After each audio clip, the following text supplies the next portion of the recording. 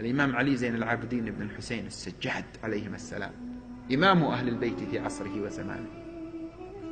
يوجد في هذا الجامع المبارك حجرة نزل فيها الإمام علي زين العابدين عندما أوتي به وأهل البيت بعد معركة كربلاء.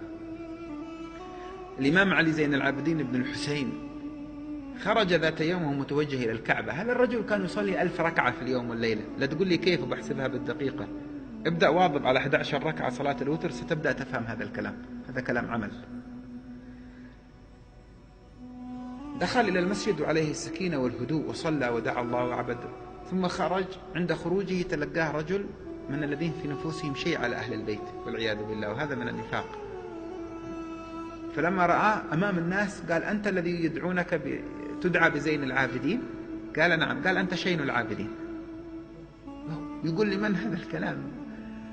أنت الفاسق، أنت الفاجر، وأتى بكلام مقذع فاحش يخاطب به الإمام علي بن الحسين بن علي بن أبي طالب وفاطمة بنت رسول الله صلى الله عليه وسلم، إمام عصره وزمانه.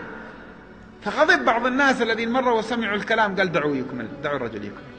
لما انتهى الرجل من كل ما عنده، المسلسل الشتم كل العريضة اللي معه، أقبل عليه سيدنا علي زين العابدين قال: يا ابن أخي، أما وكل الذي قد ذكرت في،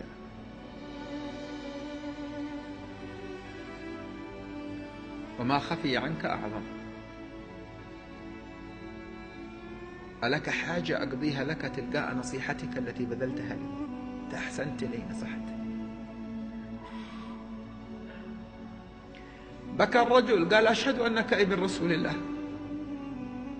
سامحني يا سيدي، لقد أغراني القوم بشيء من المال، قالوا لي: إن أنت أغضبت علي بن الحسين وجعلته يجهل عليك. يجهل يعني يغضب، يشتم، سمي جهل عند العرب، جهل. يجهل عليك، أعطيناك 1000 دينار من الذهب. فتبسم مرة ثانية.